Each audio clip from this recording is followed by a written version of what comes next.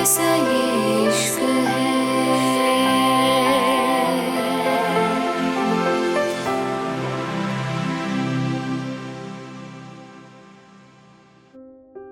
Mumbai mall.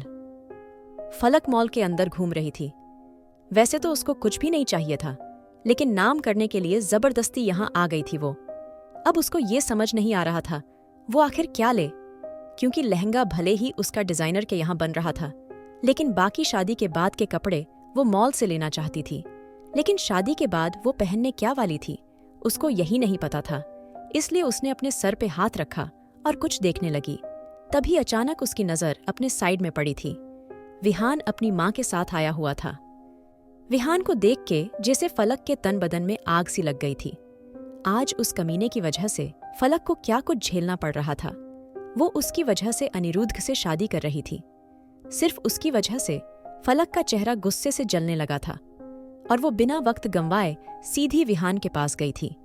Vihaan की माँ फलक को देख के हैरान रह गई थी। वो अच्छे से जानती थी फलक शेखावत कौन थी और फिर बिना वक्त गंवाए फलक ने एक जोरदार थप्पड़ विहान को जड़ दिया था। विहान जो फलक के आने तक ही हैरान था, अब अचानक थप्पड़ पड़ने से तो वो भी गुस्से से भर गया था और अगले ही पल फलक ने एक और थप्पड़ उसके मुंह पे जड़ा था। जहां इस वक्त दोनों खड़े थे वहां लोग ज्यादा नहीं थे, लेकिन फिर भी जितने थे उनके सामने विहान का सर शर्म से झुक गया था। जैसे ही उसकी माँ कुछ कहने को हुई, फलक गुस्से से बोली। अपनी जुबान से कुछ भी निकालने से पहले अपने इस घटिया बेटे को समझा दिया होता तो आज ये सब ना होता। आपके इस घटिया बेटे को और कोई काम नहीं है। ये अपने बाप के पैसे उड़ाना और उन पे ऐश करना जानता है और जबरदस्ती करना जानता है। विहान की इस बार गुस्से आए बोली, तुम जुबान संभाल के बात करो। मैं अच्छे से जानती हूँ तुम जैसी लड़कियों को। वेस तो बहुत बड़े परिवार से हो और अपनी गलतियां मेरे बेटे के सर थोप रही हो। वाह! जैसे ही विहान की माँ ने ये कहा, फलक का गुस्सा तो जैसे आसमान छू गया था।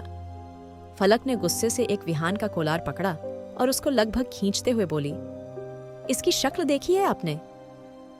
जैसे पता नहीं कितनी लड़कियों से पिट के आया हो।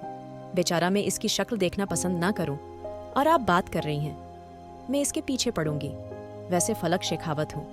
मैं तुम सबकी 7 पुश्तें खरीद सकती हूँ और जो तुम्हारे इस बेटे ने मेरे साथ करने की कोशिश की थी, कानून से पहले मेरा भाई इसको मौत के घाट उतार देता। लेकिन आंटी जी, अभी ज्यादा देर तो नहीं हुई ना? मैं अभी भी अपने भाई से ये बात कह सकती हूँ। या खैर, जाने दीजिए। इस गंदे खून से मेरे भाई के हाथ गंदे होंगे। इससे बेहतर इसको पुलिस ही संभाल ले। फलक की बात पे विहान गुस्से से चीखा, बहुत हुआ, अपनी बकवास बंद करो। अभी भी कुछ नहीं बिगड़ा।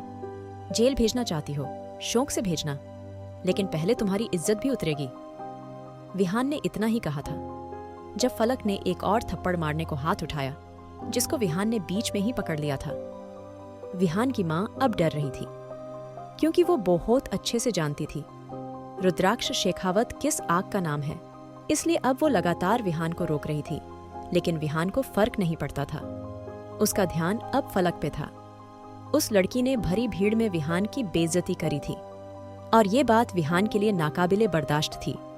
विहान ने फलक का हाथ पकड़ा और अगले ही पल थप्पड़ मारने को जैसे हाथ बढ़ाया। अचानक ही किसी ने उसका हाथ बीच में पकड़ लिया था। फलक की आंखें बंद थीं और फिर जैसे ही फलक ने आंखें खोली, उसकी नजरें अनिरुद्ध से जा टकराई थीं। जर्मनी। हया की आंखें हैरानी से फैल गई थीं। उसने जल्दी से नीचे देखा तो रुद्राक्ष पे हाथों में एक रिंग थी और वो अपने घुटने के बल बैठ हुआ था। हया का दिल धड़कना भूल चुका था। उसकी नजरें अब रुद्राक्ष के चेहरे पे थी, जहां इस वक्त जो एक्सप्रेशन थे वो कोई नहीं समझ सकता था। हया, जैसे ही कुछ बोलने को हुई, रुद्राक्ष धीरे से बोला, Haya, I love you so much. I really love you. Rudraksh के कहे शब्दों से हया सन्न पड़ गई थी। वो कुछ सोचने समझने की हालत में नहीं थी। रुद्राक्ष ने उसकी आंखों में देखा और बिना कुछ कहे रिंग उसके हाथों में पहना दी। वो डायमंड रिंग इस वक्त हया के खूबसूरत हाथों में चमक रही थी। हया धीरे से बोली, रुद्राक्ष। लेकिन रुद्राक्ष ने अगले ही पल उसके होठों को अपनी कैद में ले लिया था। रुद्राक्ष बड़ी शिद्दत से हया को किस कर रहा था। हया अभी भी वैसे ही खड़ी थी, जैसे आज उसका ख्वाब सच हो गया था। इसका मतलब जो रुद्राक्ष फील कर रहा था वो हया भी फील कर रही थी। यही सोच के हया ने अपनी आंखें कस के बंद कर ली थीं। रुद्राक्ष कुछ देर बाद हया से अलग हुआ। आज उसकी आंखों में बहुत हल्की सी नमी थी। हया उसकी मोहब्बत को महसूस कर सकती थी। हया धीरे से बोली, रुद्राक्ष, और अगले ही पल उसके मुंह से धीरे से निकला, आई लव यू टू। वो खुद इस लम्हे का कब से इंतजार कर रही थी। उसकी ये शादी मुकम्मल हो गई थी। वो अब रुद्राक्ष के लिए उसकी जबरदस्ती की बीवी नहीं थी। रुद्राक्ष और हया दोनों हंस पड़े थे। हंसी उनको अपनी बेवकूफियों पे आ रही थी। किस हद तक दोनों ने एक दूसरे से नफरत की थी कि अचानक हद तक दोनों एक दूसरे को बुरे लग रहे थे। दोनों के चेहरे पे अजीब से रंग थे। अचानक ही आसमान में जोरदार बदल गरज पड़े थे और बारिश होने लगी थी। जैसे आज आसमान भी उन दोनों की खुशियों में खुश था। रुद्राक्ष ने हया की कमर को टाइट पकड़ा और अगले ही पल दोनों फिर से एक दूसरे के गले लग गए। रुद्राक्ष हया की गर्दन को चूमते हुए बोला, मैंने कभी नहीं सोचा था मैं तुमसे इतना प्यार करूंगा। जिस लड़की से मुझे इतनी नफरत थी कि उससे मुझे इतना प्यार होगा। आई रियली लव यू हया। थैंक यू सो मच मेरी जिंदगी में आने के लिए। रुद्राक्ष की बात पे हया उसके सर और उसकी नाक को चूमते हुए धीरे से बोली, मैंने भी कभी नहीं सोचा था तुम जैसे इंसान से मैं कभी प्यार करूंगी। मुझे याद है वो हमारी शादी की पहली रात रुद्राक्ष ने मुझसे कहा था, वो ना तो मुझसे प्यार करता ना कभी प्यार करेगा। हया की बात पे दोनों ही हंस पड़े थे। रुद्राक्ष हया के हाथों को अपने हाथों में लेके चूमते हुए बोला, लेकिन वहीं रुद्राक्ष शेखावत अब तुमसे हद से ज्यादा मोहब्बत करने लगा है हया, और तुम मेरी जिंदगी में आने वाली वो पहली लड़की हो जिससे मैंने इस हद तक प्यार किया है।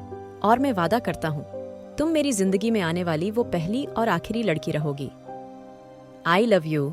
रुद्राक्ष की बात पे हया धीरे से बोली, रुद्राक्ष मैं भी वादा करती हूँ अब हमारी जिंदगी खूबसूरती से गुजरेगी। हया की बात पे रुद्राक्ष ने उसको गोद में उठाया और अपना सर उसके सर से जोड़ते हुए बोला, चलें या और भीगने का इरादा है। रुद्राक्ष की बात पे हया ने उसके कॉलर को टाइट पकड़ लिया था और दोनों अपने सफर पे निकल चुके थे। वो सफर जो और ज्यादा खूबसूरत होने वाला था, वो सफर जो दोनों को एक करने वाला था। क्या हया और रुद्राक्ष आएंगे करीब या होगा कुछ और? आखिर क्या करेगा अब अनिरुद्ध? जर्मनी। बारिश अपने जोरों पे थी। हया की नजरें रुद्राक्ष पे टिकी हुई थीं। रुद्राक्ष हया की आंखों में देखते हुए बोला, आई नो मैं काफी हॉट हूं, लेकिन मुझे देख के नजर लगाने का इरादा है। वैसे भी मैं तुम्हारा ही हूं, तो जी भर के देखना और देखने के मौके भी कई मिलेंगे। रुद्राक्ष की बात पे हया धीरे से बोली, रुद्राक्ष ये पल हमेशा इतना ही खूबसूरत रहेगा ना? हया की बात पे रुद्राक्ष उसको गाड़ी में बैठाते हुए बोला, हमेशा बीवी और मैं इसको कभी खत्म नहीं होने दूंगा। रुद्राक्ष की बात पे हया धीरे से बोली, हम दोनों भीग चुके हैं अब? रुद्राक्ष धीरे से बोला, अभी तुम गाड़ी में बैठो, सर्दी लग जाएगी तुम्हें। मैंने कुछ अरेंज करा था, अब वो तो पॉसिबल नहीं हो पाएगा। हया रुद्राक्ष का हाथ पकड़ते हुए बोली, लेकिन मैं अकेली? रुद्राक्ष उसके सर को हल्का सा चूमते हुए बोला। बस थोड़ी देर और इतना कह के रुद्राक्ष कहीं चला गया था। हया ने गाड़ी की बेक से सर टिका के अपनी आंखें बंद कर ली थीं। आज उसके दिल में बहुत ज्यादा सुकून था। एक खुशी थी उसके दिल में। हया के होंठ सर्दी से कपकपा रहे थे, लेकिन उसको अब किसी बात से फर्क नहीं पड़ता था। आखिर दुनिया जहां की खुशियां उसके कदमों में थीं। रुद्राक्ष अब उसका है, यही सोच के उसके दिल में खुशियों की घंटियां बज रही थीं। हया अपने सपनों की दुनिया में खोने लगी थी। तभी उसको अपने बहुत करीब से किसी की आवाज आई थी। रुद्राक्ष उसके कान को लगभग छूते हुए बोला, चलें? रुद्राक्ष की बात पे हया धीरे से बोली, तुमने मुझे डरा दिया था रुद्राक्ष। हया की बात पे रुद्राक्ष उसको उठाते हुए बोला, अब मैं तुम्हारे साथ हूं तो तुम्हें डरने की कोई जरूरत नहीं। रुद्राक्ष की बात पे हया उसके साथ कदम से कदम मिला के चलने लगी थी। कुछ देर बाद दोनों एक जगह आ गए थे। शाम ने रात का रूप ले लिया था और अब उस छोटे से टेंट पे लगी लाइटें झिलमिलाने लगी थी। ये देखने से ही काफी खूबसूरत लग रहा था। हया मासूमियत से बोली, रुद्राक्ष ये कितना खूबसूरत है ना? रुद्राक्ष उसको देख के धीरे से बोला, बिल्कुल होगा। मेरी पसंद जो है। रुद्राक्ष का इशारा हया की तरफ था। हमेशा उससे खफा खफा रहने वाला रुद्राक्ष आज उसकी इतनी फिक्र कर रहा था, और सबसे बड़ी बात, उसकी बातों से हया बहुत शर्मा रही थी। उसकी सांसें दोगुनी रफ्तार से चल रही थीं। हया ने जैसे ही टेंट के अंदर कदम रखा, ये टेंट ट्रांसपेरेंट था, जहां से ऊपर से सब साफ नजर आ रहा था, लेकिन आस-पास से सब कुछ बंद था। हया धीरे से बोली, वाओ। हया की आवाज पे रुद्राक्ष उसकी तरफ देखते हुए बोला, तुम पूरी भीग चुकी हो। यहां से होटल काफी दूर है, लेकिन ये भी खूबसूरत है, इसलिए हम आज रात यहीं रुकेंगे। मैंने पहले से ही सब कुछ अरेंज कर दिया था। रुद्राक्ष ब्लैंकेट की तरफ इशारा करते हुए बोला। तो हया जल्दी से बोली, और कपड़े? हया की बात पे रुद्राक्ष साइड में इशारा करते हुए बोला, तुम वो पहन सकती हो? रुद्राक्ष की बात पे हया धीरे से बोली, वो? हया की आंखें फिर से झुक गई थीं। रुद्राक्ष उसके चेहरे को अपनी उंगली से ऊपर उठाते हुए बोला, बिल्कुल, अगर तुम चाहो तो। वो सिर्फ नॉर्मल सा नाइट सूट है। खैर, मैं अभी आता हूं, तुम ये टेंट बंद ही रखना प्लीज। रुद्राक्ष की बात पे हया धीरे से बोली, पर रुद्राक्ष में अकेली? तुम ज्यादा दूर तो नहीं जाओगे ना? हया की बात पे रुद्राक्ष उसके सर को चूमते हुए बोला, बिल्कुल नहीं, तुम टेंशन मत लो, मैं आ जाऊंगा। इतना कह के रुद्राक्ष चला गया था, और हया ने वो ड्रेस देखी और उसकी तरफ बढ़ गई। मुंबई? ईशान लगातार अरीना को कॉल कर रहा था, लेकिन वो फोन नहीं उठा रही थी।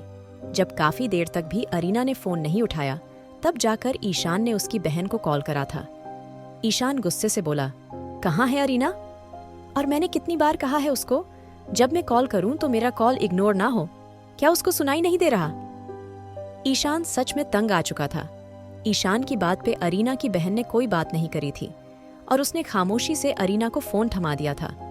ईशान इस बार गुस्से से बोला, हो क्या रहा है यहाँ? मुझे ये समझ नहीं आता, सब लोग करना क्या चाहते हैं? कोई सही से बात क्यों नहीं कर रहा? ईशान की बात पे अरीना धीरे से बोली, किससे बात करनी है तुम्हें मुझसे? अरीना की बात पे ईशान धीरे से बोला, ये क्या बदतमीजी है अरीना? तुम एक तो बिना मेरी परमिशन के अमेरिका आ गई, और अब तुम मुझसे बात तक नहीं कर रही। ईशान की बात पे अरीना धीरे से बोली, अब इसकी आदत डाल दो ईशान। कभी मुझे लगता है बेचारी हया कितनी बुरी जिंदगी जी रही है। उसको रुद्राक्ष जैसा इंसान मिला जो उसको प्यार ही नहीं करता। अरीना की बात पे ईशान गुस्से से बोला, पहेलियां मत बुझाओ अरीना, कहना क्या चाहती हो? साफ साफ कहो। अरीना हंसते हुए बोली, यही कहना चाहती हूँ। हया बुरी जिंदगी नहीं जी रही, वो बहुत अच्छी जिंदगी जी रही है। उसका पति भले ही उससे प्यार नहीं करता, लेकिन प्यार जरूर करेगा, और जब करेगा तो सच्चा प्यार करेगा। तुम जानते हो ईशान, प्यार ना करने का दुख नहीं होता, धोखा देने का दुख होता है जो तुमने मुझे दिया है। अरीना की बात पे ईशान हैरान रह गया था। मतलब, वो जानती थी रुबिका के बारे में? ईशान जल्दी से बोला, अरीना देखो, जैसा तुम समझ रही हो वैसा नहीं है। मुझे एक मौका दो, मैं एक्सप्लेन करता हूं। प्लीज सुनो मेरी बात। ईशान के चिल्लाने पे अरीना धीरे से बोली, तुम्हें डाइवोर्स पेपर मिल जाएंगे, साइन कर देना। इतना कह के अरीना ने फोन काट दिया था, और ईशान बस हेलो हेलो करता रह गया था। मॉल। जैसे ही अनिरुद्ध ने फलक की आंखों में देखा, फलक 2 कदम दूर हट गई थी। अनिरुद्ध विहान का हाथ टाइट पकड़ते हुए बोला, तमीज से पेश आओ। विहान साहब, बीवी है मेरी, कहीं ऐसा ना हो आगे से किसी पे हाथ उठाने के काबिल ही ना रहो। अनिरुद्ध की बात पे विहान धीरे से विला, बीवी? फलक शेखावत आपकी बीवी है। विहान की बात पे अनिरुद्ध गुस्से से बोला, फलक अनिरुद्ध सिंघानिया, तमीज से पेश आओ उसके साथ। और हाँ, जो तुम कर चुके हो उसकी सजा तुम्हें बहुत जल्द मिलेगी, बस थोड़ा सा इंतजार करो तुम। अनिरुद्ध की बात पे विहान गुस्से से बोला, पर आप गलत समझ रहे हैं सर, ये लड़की आपको भी फंसा देगी। आप समझ नहीं रहे हैं ये। अभी विहान ने इतना ही कहा था, जब अचानक ही अनिरुद्ध गुस्से से उसकी गर्दन को टाइट पकड़ते हुए बोला, औकात में रहकर बात कर। वैसे औकात तो मैं तुझे अच्छे से याद दिला दूंगा, बहुत जल्द पता चलेगा तुझे कौन कैसा है। तब तक के लिए अपनी खैर मना। इतना कह के अनिरुद्ध फलक का हाथ पकड़ के ले गया था। अनिरुद्ध गुस्से से फलक का हाथ पकड़ के उसको बाहर ले आया था। फलक हैरानी से बोली, क्या बदतमीजी है ये मैं कर रही थी ना, बात तुम्हें क्या जरूरत थी बीच में आने की? फलक की बात पे अनिरुद्ध गुस्से से बोला, अपनी बकवास बंद करो। तुम अपने एक्स की बातें बहुत शौक से सुन रही थी। तुम्हें सुनाई नहीं देता? मैं तुमसे बात कर रहा हूं। अनिरुद्ध की बात पे फलक धीरे से बोली। तो क्या गलत बोला रहा था वो? सही तो कहा। उसने जबरदस्ती करी, बदतमीजी करी। ये बात कोई नहीं पूछेगा, उल्टा सब मुझे ही सुनाएंगे ना। फलक की बात पे अनिरुद्ध उसका हाथ टाइट पकड़ते हुए बोला, चलो चलते, यहीं काफी देर हो गई है। शॉपिंग तो तुम्हारी काफी हो गई है। अब मुझे लगता है तुम्हें घर चलना चाहिए। तुम एक काम ढंग से नहीं करती। फलक, एक काम भी ढंग से नहीं करती। अनिरुद्ध की बात पे फलक धीरे से बोली, तुम भी एक काम ढंग से नहीं करते। मैंने कहा था ना, मुझे नहीं चाहिए कुछ, लेकिन तुम्हें कुछ ना कुछ करना होता है। फलक की बात पे अनिरुद्ध पार्किंग एरिया की तरफ चला गया था और फलक उसको जाता हुए देख रही थी। जर्मनी रुद्राक्ष अपने हाथ में कुछ पैकेट्स लेके आया था। वो जैसे ही टेंट में घुसा, अचानक उसकी आंखें हैरानी से खुल गई थीं। हया ने उसकी शर्ट पहनी हुई थी, जो कि उसके घुटनों से ऊपर तक थी। उसकी लंबी टांगें साफ नजर आ रही थीं। ऊपर से उसके खुले बाल जो उसकी कमर पे पड़े थे, गौरा रंग इस वक्त चमक रहा था। हया धीरे से बोली, तुम आ गए? रुद्राक्ष ने खाना साइड में रखा और हया की तरफ कदम बढ़ाते हुए बोला, तुम मुझे सेड्यूस कर रही हो? रुद्राक्ष की बात पे हया अपने हाथों को उलझाते हुए बोली, क्या बोल रहे हो रुद्राक्ष? मैं भला तुम्हें क्यों? लेकिन अगले ही पल रुद्राक्ष ने उसके पैरों को उठा के अपनी कमर पे लपेट लिया था। हया अचानक ही रुद्राक्ष से टकरा गई थी। रुद्राक्ष उसको स्निफ करते हुए बोला, तुम्हारी खुशबू। अचानक ही रुद्राक्ष उसकी आंखों को चूमते हुए बोला, तुम्हारी आंखें। रुद्राक्ष धीरे धीरे उसके होंठों की तरफ बढ़ते हुए बोला, तुम्हारे होंठ। और फिर जैसे ही रुद्राक्ष हया के और करीब आया, हया जल्दी से बोली, मुझे बहुत तेज भूख लगी है, क्या हम डिनर नहीं करेंगे? हया की बात पे रुद्राक्ष उसकी कमर को ढीला छोड़ते हुए बोला, तुम मुझसे बचने की कोशिश कर रही हो? रुद्राक्ष की बात पे हया दूसरी तरफ देखते हुए बोली, बिल्कुल नहीं। हया की बात पे रुद्राक्ष उसके होंठों को अपनी उंगली से रब करते हुए बोला, लेकिन तुम्हें नहीं लगता हमें इस रिश्ते को दूसरी मंजिल तक ले जाना चाहिए? रुद्राक्ष की बात का मतलब समझते हुए हया अपने लाल होते चेहरे को और झुकाने लगी थी। तभी रुद्राक्ष धीरे से बोला, मैं तुमसे बात कर रहा हूं हया। रुद्राक्ष की नीली आंखें इस वक्त और ज्यादा खूबसूरत लग रही थीं। उसकी वी लाइन शर्ट और उस पे उसकी ब्रॉड चेस्ट और शार्प फीचर्स हया को उसकी तरफ अट्रैक्ट कर रहे थे। हया के दिमाग में रुद्राक्ष की कई बातें गूंज गई थीं। रुद्राक्ष ने उससे कुछ वक्त पहले कहा थे, जब वो दोनों करीब आएंगे तो विला में सिर्फ उसकी चीखें गूंजेगी। ये सोचते ही हया की आंखें बंद हो गई थीं। उसका दिल धड़कने लगा था। क्या मिट पाएंगी रुद्राक्ष और हया की दूरियां? क्या हो पाएंगे दोनों एक?